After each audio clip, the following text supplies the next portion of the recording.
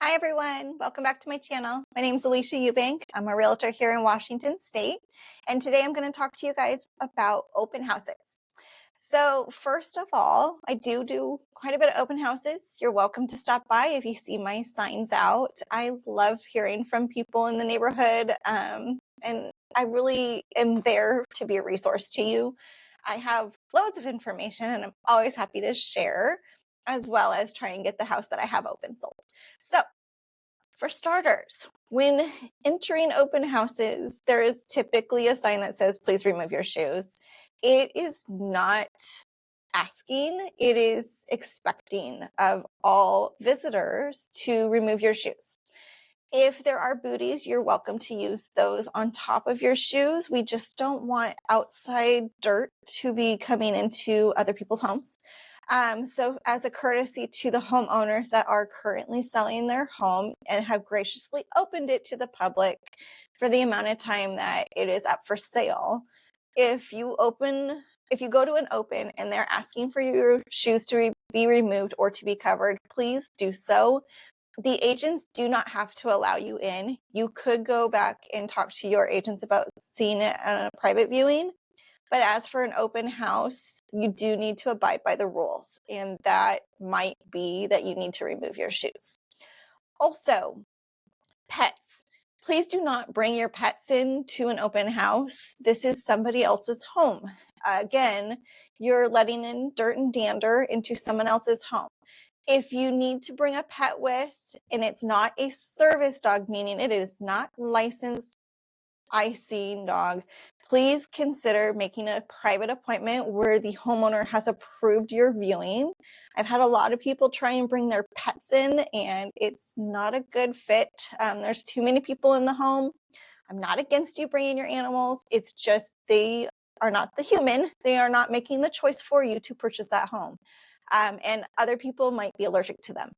So please be considerate of everyone around you and know that an agent has the right to ask you to leave. Pets are not a part of an open house. They need to be a part of a private showing. So please reach out to your agent and make private showings if you really do need to bring your pets.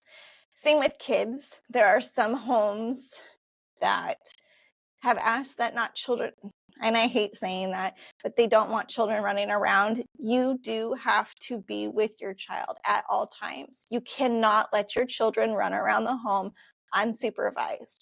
The real estate agents that are opening those homes are not a babysitter. They are not there to watch your children. They are not there to corral them. They are there to give information to the buyers that are coming into that home. You, as the adult and the parent, are responsible to make sure that your child is with you at all times and that they are not picking up other people's belongings, jumping on beds. You'd be surprised what I have found and what I have come across doing open houses. I love your kids. I'm sure you love your kids, but please make sure that you talk to your kids before entering that home and know that they need to stay with you at all times. No running around, no jumping, no screaming. A real estate agent does have the right to ask you to leave. And that has been an issue lately. Agents aren't a babysitter. Get a babysitter. If you really need your kids to run around, have a babysitter take them to the park while you view a home. Or, again, like I've reiterated, make a private appointment. All right, on to the next few things. When buyers come in, I do ask for everyone to register. And registering means things that differently to other agents. I know EXP does the sign-in codes, the QR codes, where they make you download or upload your information from your iPhone or whatever. I don't like that. I don't use that. I have QR codes on my flyers for you to get information, but I'm never asking you to download anything. They are asking for your name and at least a phone number or an email address. It's helpful. You can give just a name if you really don't want to be contacted by that agent. I understand. I've been in situations as a buyer that I've heard that agent talking and I'm like, I want nothing to do with you. Don't give a phone number or an email. Just put your name down, walk around the house, take the flyer, say thank you, and leave. They might ask for your agent's name. I always ask for the agent's name. If you have an agent, ask for their business cards. Say, hey, I'm going to open houses. I want the other agents to know I'm represented. Can I have some extra cards to hand those agents? Every agent has extra cards. I give my buyers at least 10 cards just to start with. And then if they need more, I replenish them as they need. This way, if you're out at an open and an agent's asking for your information, you can give them your name, but that's where it needs to stop. You can then give them your agent's business card. If you don't have their business card, make sure you know your agent's name and what company they work for, because the open house agent can look up your agent and then follow up with them instead. That's actually how I like to do things. I, as an open house agent, would much rather talk to the agents that are representing the buyers. They tend to have kind of more background real estate wise and what I'm looking for. They're the ones that should be following up with you, not me. I'm not your agent. If I'm trying to call your agent for information, that's going to make more sense. I don't want to be bugging you all week trying to find out if you like the house or not. I can just call your agent and say, hey, so-and-so went through. Did they give you any feedback? And that agent can update me. It also helps with contracts, because if for some reason we took an early offer and I'm following up on open house clients and your agent says, oh my gosh, I didn't know they went through that house, let me follow up with them, they might want to make an offer, I can hold. Typically I'll call my sellers and say, hey, we had some people come through the open house, they haven't gotten back to their agent yet to get a contract written up, can we wait a little bit? And my sellers are always very happy to wait, just to find out what else might come in. So it really is a benefit to both buyers and sellers if you can at least give the open house agent your name and your real estate agent's name and the company they work for. You may never know. You might actually be under contract by the end of the week on a house you really loved, and you didn't have to deal with a nosy open house agent. Also, the question keeps coming up, and it's done this for the 10 plus years I've been in business. People always ask, why are the sellers selling? And I've always returned and said, why is the buyer buying? Or they're upgrading. I typically don't give the information out. The sellers have the right to their privacy as to why they're selling their home. Buyers have the right to privacy as to why they're buying a home. It's really no one's business why a seller is selling. The only thing they need to know is that the house is on the market and whatever repairs have been done to it. Why they're moving is a personal objection, not a public one. So if you're in an open house, stop asking that question. I can guarantee you the real estate agents aren't going to give you an updated or an honest answer. A lot of times we will just say they found another house or they're moving out of state. It's not going to be the actual reason they're moving. So just stop asking it. It's not something I'll even answer half the time, especially if I'm busy. I move on to the next buyer that's at the house. So as for information that the agents give, everyone does open houses differently. I do. I used to, before COVID, used to have a Keurig machine. We used to have snacks. Now we kind of just set it to pre-packaged goods or chocolate candies, and water bottles. That's kind of where I'm at when I do open houses now. It's also easier, the cleanup, it's quicker. A lot of agents will not be there because they know the listing. They're not even a part of the contract at all. They just got an email saying, hey, I need someone to hold it open. Don't expect them to know everything about that house. However, most good agents should have some kind of background on the neighborhood, on the house itself. If they don't, they should be able to have something printed out at the house and ready for you to read. I like to have market information. So when I do open houses, I like to have the listing flyer. So you'll have the information on the actual home you're in. Next to it typically is going to be neighborhood comps. And it's not always comparables to that home. It's more what's within a miles range that's also for sale. So some agents will put out things that are for sale that are in the same price range. Some put whatever's in that neighborhood. Some don't put anything at all. So also some do just open house lists. So I like to make sure that everyone in that any house in that neighborhood within a miles range is going to be on a sheet that you're welcome to take with you. You're always welcome to take whatever's on the counter.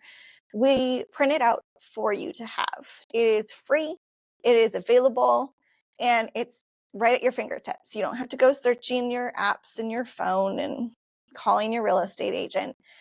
It is available, and you don't even have to talk to that agent that's there if you don't want to.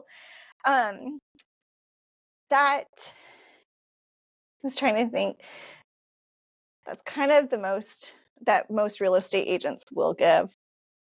So whatever's available, open house, maybe sometimes a list of open houses in the area.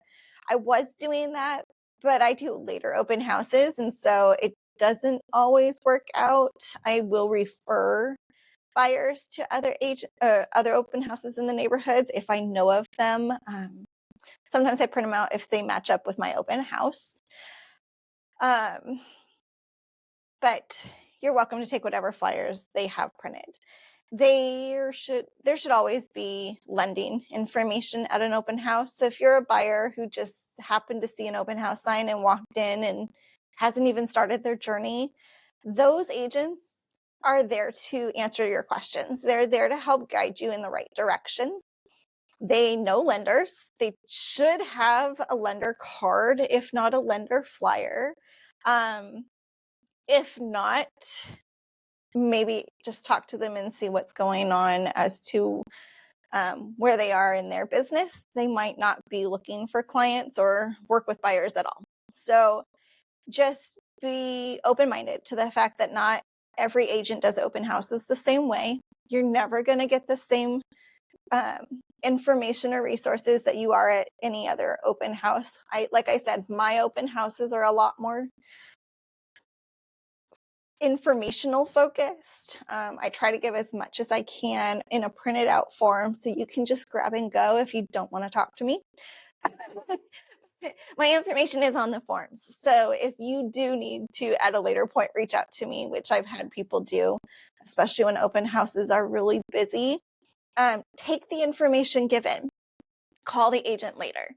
But if you are needing information or a private appointment or private viewing, that is, leave your name and phone number.